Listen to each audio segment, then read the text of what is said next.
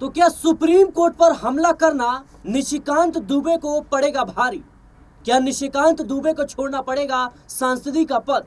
क्या निशिकांत दुबे होंगे अब बीजेपी से बाहर? दर्शकों, बीजेपी सांसद निशिकांत दुबे ने जिस तरीके से सीजीआई, सुप्रीम कोर्ट और संविधान को लेकर बयानबाजी की है, अब उनकी मुश्किलें कम होने का नाम नहीं ले रही है। जहां एक तरफ इस पूरे मामले की सुनवाई खुद सुप्रीम कोर्ट में हो रही है और सुप्रीम कोर्ट का साफ तौर पर कहना है कि अगर निशिकांत दुबे के खिलाफ कोई भी अवमानना का केस दाखिल करना है तो अटॉर्नी जनरल से आपको आदेश लेना पड़ेगा। फिलहाल देखा जाए तो भारतीय जनता पार्टी के खिलाफ इस वक्त विपक्ष पूरा माहौल बनाने की कोशिश कर रहा है कि बीजेपी कहीं ना कहीं निशिकांत दुबे के साथ है, वरना अभी तक उन्हें नोटिस क्यों नहीं दिया गया। निशिकांत दुबे जिस तरीके से संविधान, सीजीआई और सुप्रीम कोर्ट के खिलाफ बयानबाजी कर रही हैं, इससे विपक्ष को बोलने का मौका मिल गया है और विपक्ष सीधे तौर पर बीजेपी को कहीं ना कहीं संविधान विरोधी बता रहा है और ऐसा प्रस्तुत करने की कोशिश कर रहा है कि बीजेपी है जो संविधान का सम्मान नहीं करती, बीजेपी है जो सुप्रीम कोर्ट को नहीं मानती, बीजेपी है जो सीधे सीजीआई को धमकाने का काम कर रही है। ऐसे में बीजेपी अपनी बिगड़ती छवि को देखते हुए निशिकांत दुबे के खिलाफ बड़ा एक्शन भी ले सकती है और शायद कहीं ना कहीं उनके खिलाफ एक कठोर कार्रवाई भी हो सकती है। और देखा जाए तो जिस तरीके से राहुल गांधी के खिलाफ ये मामले जब चल रहे थे, अवमानना का केस चल रहा था, उस वक्त भी उनको सांसदी से हाथ धोना पड़ा था। ऐसे में सवाल इस बात को लेकर उठ रही हैं कि क्या निशिकांत दुबे की अब बारी है? निशिकांत दुबे ने तो सीधे तौर पर सीजीआई, सुप्रीम कोर्ट और कहीं ना कहीं संविधान के खिलाफ बयानबाजी की है। मेरे साथ इस मुद्दे पर विस्तार से चर्चा करने के लिए अमन सर मौजूद हैं। सर, जिस तरीके से निशिकांत दुबे की बयानबाजी रुकने का नाम नहीं ले रही है, लगातार वो ऐसे बयान दे रही हैं जो सीधे तौर पर सुप्रीम कोर्ट, सीजीआई और संविधान को टारगेट करने का काम है। क्या लगता है आपको कि भारतीय जनता पार्टी उनके खिलाफ बड़ा एक्शन ले सकती है, क्योंकि पार्टी की छवि को नुकसान हो सकता है? देखिए, बिल्कुल। और इस तरह की जब बयानबाजी होती है तो जाहिर बात है उसके ऊपर सवाल खड़े जरूर होते हैं, क्योंकि आप इस तरह की जब बात कहते हैं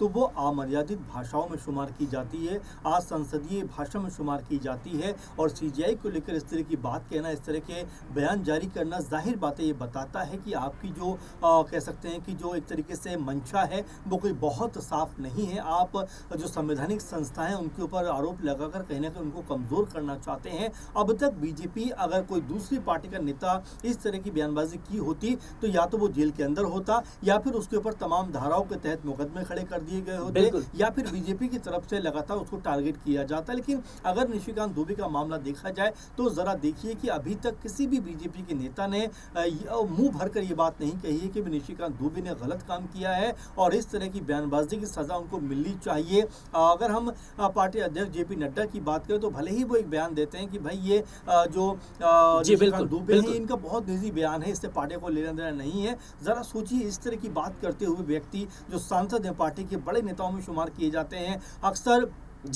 जब संसद के सत्र होते हैं उसमें लगभग उनकी 100% की मौजूदगी भी होती है। इन सब के बावजूद भी अगर वो सीजीआई को लेकर इस तरह की भ्रामक और गलत कह सकते हैं जानकारी देंगे और साथ में भ्रामक तरीके से उनके खिलाफ प्रचार प्रसार करेंगे, उलझुल बयानबाजी करेंगे। उन्होंने तो आरोप लगा दिया सीजीआई के खिलाफ कि गृह युद्ध जितने हो रहे हैं भारत में। जी सिराज, वही मैं कह रहा हूँ कि गृह युद्ध जितने हो रहे हैं और तमाम सारी बातें वो कहते हुए नजर आ रहे हैं। हमें तो इस बयान को रिपीट भी नहीं करना चाहिए, सही पूछो तो, क्योंकि इस तरह की अनाप शनाप बयानबाजी कहीं भी एक्सेप्टेबल नहीं है। लेकिन बीजेपी अभी भी इसके ऊपर जिस तरह से मौन व्रत धारण करके रखे हुए, खामोश है, चुप्पी साधे हुए, वो बीजेपी की मंशा के ऊपर भी तमाम सारे सवाल खड़े करता है कि आखिर बीजेपी अपने नेताओं के ऊपर मुंह भरकर क्यों नहीं बोल पाती। कांग्रेस पार्टी हो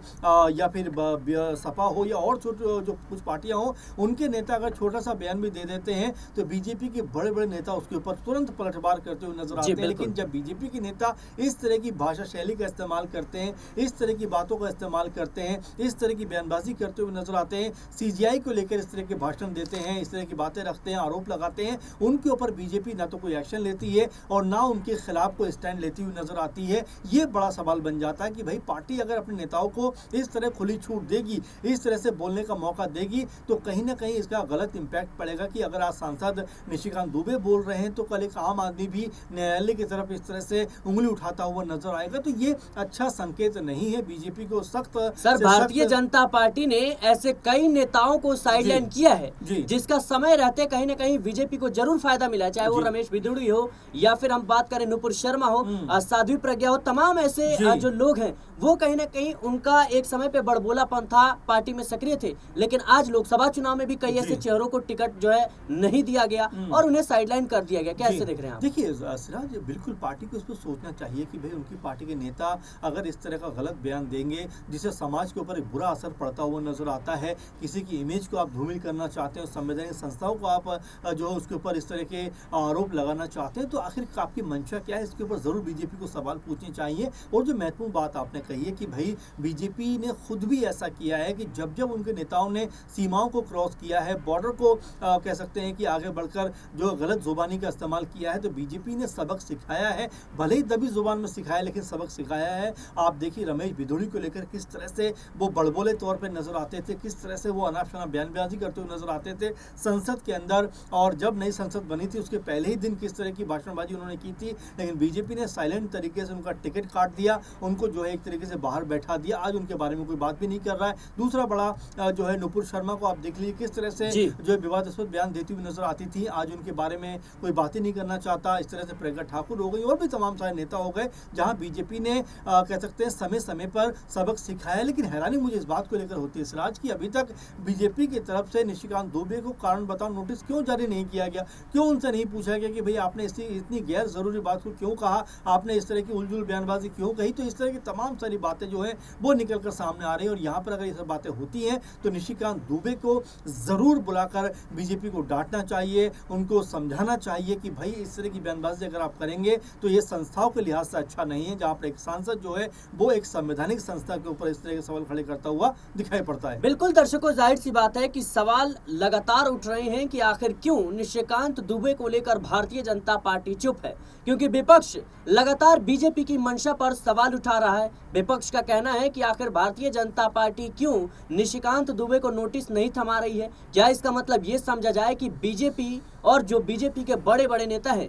वो निशिकांत दुबे के बयान का समर्थन कर रहे हैं, क्योंकि निशिकांत दुबे ने सीजीआई को घेरा, सुप्रीम कोर्ट को घेरा और संविधान बदलने की बात तक कह डाली। इतना ही नहीं, निशिकांत दुबे अपने बयानों के लिए हमेशा चर्चाओं में रहते हैं, लेकिन इस बार जो है मामला गर्म सा नजर आ रहा है। वक्फ संशोधन बिल को लेकर जिस तरीके से सुप्रीम कोर्ट का रुख था, उस पर कहीं ना कहीं निशिकांत दुबे भड़क उठे और उन्होंने साफ तौर पर सीजीआई और सुप्रीम कोर्ट को घेरना शुरू कर दिया। सवाल इस बात को लेकर उठ रहे हैं कि अगर निशिकांत दुबे के खिलाफ कोर्ट का फैसला आता है और उन्हें सजा सुनाई जाती है, जिसके बाद क्या उन्हें सांसदीय पद भी छोड़ना पड़ेगा, क्योंकि ये भी कहीं ना कहीं देखा जाए तो राहुल गांधी के साथ होता हुआ नजर आया था। जब उनके खिलाफ मानहानि का मुकदमा दर्ज किया गया था, हाईकोर्ट ने 2 साल की सजा सुनाई थी, लेकिन कहीं ना कहीं देखा जाए तो उनकी सांसदी भी गई थी। अब सवाल इस बात को लेकर उठ रहे हैं कि क्या अब निशिकांत दुबे की बारी है, क्योंकि निशिकांत दुबे ये सीधे तौर पर विपक्ष को नहीं बल्कि सुप्रीम कोर्ट, सीजीआई और संविधान को टारगेट कर रहे हैं।